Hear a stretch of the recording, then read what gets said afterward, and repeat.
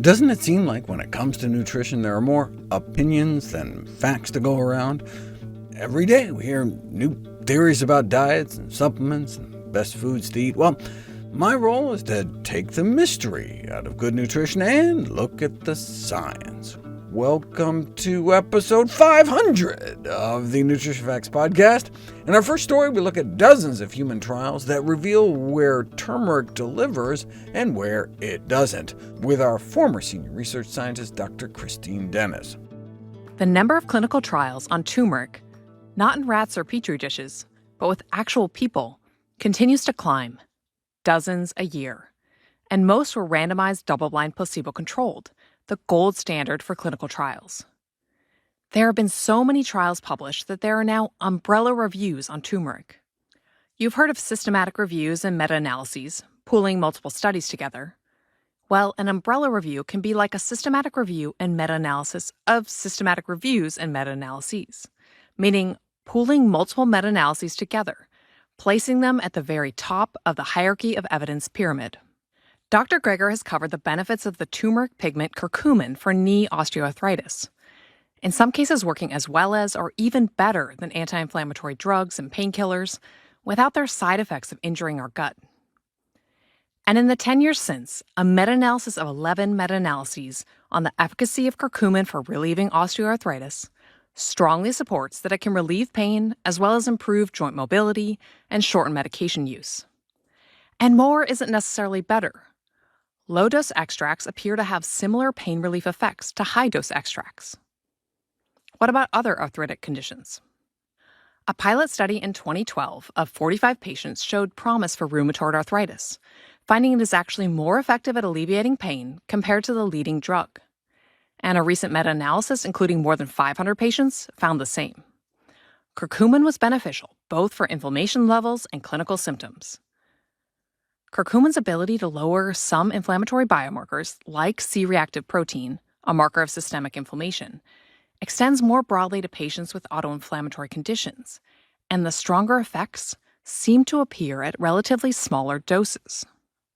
You may recall that Dr. Greger talked about a 2012 study in pre-diabetic individuals, where 0% of those taking curcumin extract for 9 months progressed to type 2 diabetes, while 16% of those on placebo did. There have been a lot of studies since. 14 systematic reviews and meta-analyses containing 61 individual randomized controlled trials were included in this umbrella review. Fasting blood sugars and HbA1c, a measure of longer-term blood sugar control, both improved, no matter what formulation of turmeric or curcumin was consumed. But the quality of the studies was low, not including important information like their funding sources. And the types of turmeric curcumin preparations were wide-ranging. What if we want to know the impact of turmeric alone, not a special curcumin formulation that supplement companies can charge us a bunch of money for? This dose-response meta-analysis breaks it out for us, with turmeric resulting in better results than curcumin-only treatments.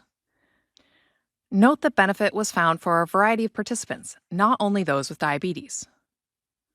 What about cholesterol? Here's another umbrella review. Although the authors concluded that curcumin could have ameliorating effects, there was only a half-point drop in LDL. Lower doses may work better, but a 2-point drop is still nothing to write home about. Turmeric curcumin blocks obesity in mice fed a high-fat diet. What about people? In an umbrella review of 50 randomized controlled trials, curcumin supplementation significantly decreased BMI, body weight, and waist circumference. It was significant statistically, but how much of a difference did it really make? A loss of about a half kilogram, or a little more than a pound, of body weight. Waist circumference, a measure of abdominal obesity, decreased by about a centimeter, and triple the effect in trials with whole turmeric relative to curcumin extracts. So for those with obesity or type 2 diabetes and wanting to lose weight, the primary prescription is lifestyle modification, and some turmeric on the side might be helpful, but may not make that much difference. In our next story, we look at what happens when turmeric is put to the test to reverse DNA damage caused by arsenic exposure.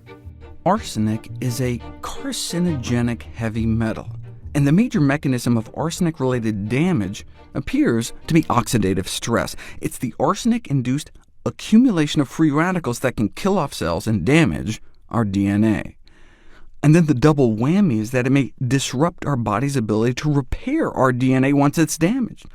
Well, if the damage is oxidation, what about eating an antioxidant-rich food, such as the spice turmeric, which contains an antioxidant pigment known as curcumin? As anyone familiar with my videos can attest, numerous clinical trials have suggested therapeutic efficacy against a variety of human diseases, including cancer, diabetes, Alzheimer's, and inflammatory bowel, joint, lung, skin, and eye diseases. In terms of protection against heavy metals, they suggest turmeric may both help scavenge the radicals, as well as chelate, or bind up, heavy metals. But it's all just theory until you put it to the test. Unfortunately, until recently, the tests were like where you can see if curcumin can protect against heavy metal-induced oxidation in pureed rat brains. Why can't you just give some turmeric to people? It's not like there aren't millions of people out there who've been exposed to arsenic and could use some help. In what became the greatest chemical disaster in human history, so-called tube wells were installed in Bangladesh to provide clean water. UNICEF meant well. Too bad they didn't test the water for arsenic. As many as 1 in 10 in some parts of the country will now go on to die from cancers caused by the arsenic exposure. This allowed the medical community to document all sorts of interesting cancers, but why not give them something that may help, like turmeric curcumin? After determining the extent of DNA damage, 50% of volunteers were randomly selected and prescribed curcumin capsules blended with a little black pepper compound, and the other half were given a placebo. Now, they wanted to establish a baseline in the arsenic-exposed group, so they waited for 3 months to start the study, and indeed the DNA damage remained stable. Then for 3 months they proceeded to give them the curcumin or the placebo. The placebo didn't do much, but within the first month you could see the curcumin working, and by the 3rd month the DNA damage in the curcumin-treated arsenic group was no worse than those who hadn't been exposed to arsenic at all. That's amazing. The curcumin had an effective role in the regression of DNA damage. Yes, it's an excellent antioxidant agent, but what they found subsequently is that the curcumin undid the arsenic crippling of our DNA repair enzymes, so both help prevent the damage and facilitate repair. Thus, curcumin may be a useful modality for the prevention of arsenic-induced cancer development. Of course, you have to make sure the turmeric itself isn't contaminated with heavy metals. Oh, those poor kids in Bangladesh. It's not one thing, it's another, and it's not just kids in Bangladesh. Nearly a quarter of spices purchased in Boston had lead in them. And it's not just a matter of buying U.S. versus foreign brands, as the lead levels were not found to be statistically significantly different. How about just eating antioxidant-rich fruits and vegetables? The reason we care about DNA damage is that we care about cancer. What if you measured the beta-carotene levels in people exposed to arsenic who went on to develop cancer compared to those who got exposed to the same amount of arsenic but didn't get cancer? Beta-carotene is like a proxy for healthy fruit and vegetable intake. The way you get high levels in your blood is you eat lots of healthy foods like greens and sweet potatoes. Compared to those with low levels, those with high levels of beta-carotene in their blood had 99% lower odds of getting arsenic-induced cancer, 100 times lower odds. So if you're going to eat rice, why not some rice with some sweet potatoes on top? Finally today, an unsettling number of cases linking turmeric extract curcumin supplements to liver injury. Liver injury associated with turmeric. 10 cases from the Drug-Induced Liver Injury Network in the United States. And there are others, too, including 3 cases reported in Australia and a series reported to the Italian Ministry of Health. Is turmeric really a new hepatotoxic substance? First of all, regardless of what the titles of the papers say, these cases appear to be from turmeric extract supplements, rather than turmeric the spice. It's like green tea and green tea extract pills. Brewed green tea appears to be completely safe for the liver, but give people green tea extract supplements, and the livers of as many as 1 in 17 people becomes inflamed. So we should consume our green tea in beverage form, not pill form, and similarly, our turmeric in spice form at culinary doses, not capsules, unless they contain just a single ingredient, whole spice turmeric, not curcumin, not an extract, no other ingredients. While turmeric extract supplements have a relatively safe side effect profile, even at high doses, there is an increasing number of case reports linking them to liver injury, especially when combined with agents such as piperine, a compound found in black pepper. As we've covered before, compounds like piperine are added to turmeric to enhance the bioavailability of curcumin, potentially contributing to its toxicity. As one reason curcumin may be so safe is that it's poorly absorbed.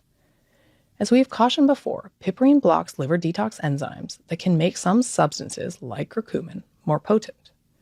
And turmeric curcumin supplement formulations with high bioavailability, such as nanoformulations or those with added piperine, have been less investigated.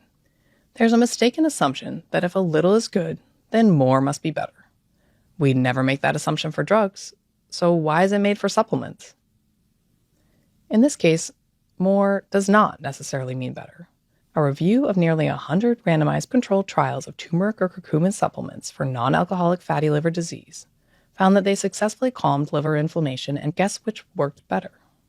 Low-dose supplements worked about 10 times better than high-dose ones. There are caveats, though, even for whole food turmeric. As Dr. Greger has covered before, people who have a tendency to form kidney stones should be careful due to turmeric's relatively high oxalate content. Dr. Greger recommends only a quarter teaspoon a day in his daily dose. There's also been concern about lead contamination of the whole food spice. Lead chromate has been used to make turmeric appear more yellow in Bangladesh, where much of turmeric sold in the United States is imported from, leading to multiple recalls. The wonderful news is food safety policies can work. Since the original paper of lead chromate contamination in turmeric from Bangladesh, the portion of market turmeric samples with detectable lead went from about 50% to 0. Unfortunately, there is still more work to be done, though. In 4 South Asian countries, where more than 80% of the world's turmeric is produced, 14% of samples had detectable lead above 2 micrograms per gram. For context, this is 20 times higher than the U.S. Food and Drug Administration's maximum allowable level for lead in candy. And some stores sold turmeric containing much higher levels of lead that would result in projected blood lead levels in children up to 10 times higher than the U.S. Centers for Disease Control's threshold for concern. This is a reminder that just because something is natural doesn't mean it can't cause harm. Turmeric dietary supplements are big business, estimated to account for $69 million in sales in the United States alone. Though its popularity does help put the recent spate of liver toxicity cases in context, more than 10 million people in the United States take turmeric or curcumin supplements, so that would be like 1 case in a million.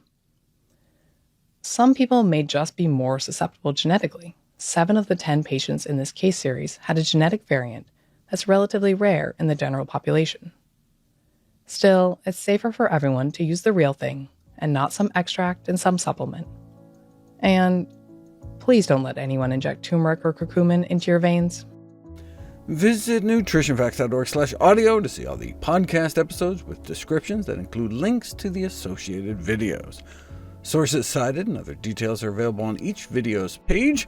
Information about my books, How Not to Die, How Not to Diet, and How Not to Age, is at NutritionFacts.org/books. All proceeds of which I get are donated directly to charity. And I've got a new book in the publication pipeline, the manuscript for How Not to Hurt, on diet and lifestyle approaches to pain management. It's been handed in and will be published December 15th. I'm going to be doing a series of webinars to feature some of the new research I discovered. Sign up for our free newsletter at NutritionFacts.org/subscribe to stay updated on when those will be. NutritionFacts.org is a science-based nonprofit, and everything on the website is free. There are no ads, no corporate sponsorships, no kickbacks. We're strictly non-commercial, not selling anything, just put up as a public service, as a labor of love, as a tribute to my grandmother, whose own life was saved with evidence-based nutrition. We just have like a Wikipedia-type nonprofit model where everything's free, and we just hope maybe 1 in 1,000 people will find it so valuable that they'll kick in a few bucks so we can continue to churn out new content to help you and your family be healthier. Thanks for listening.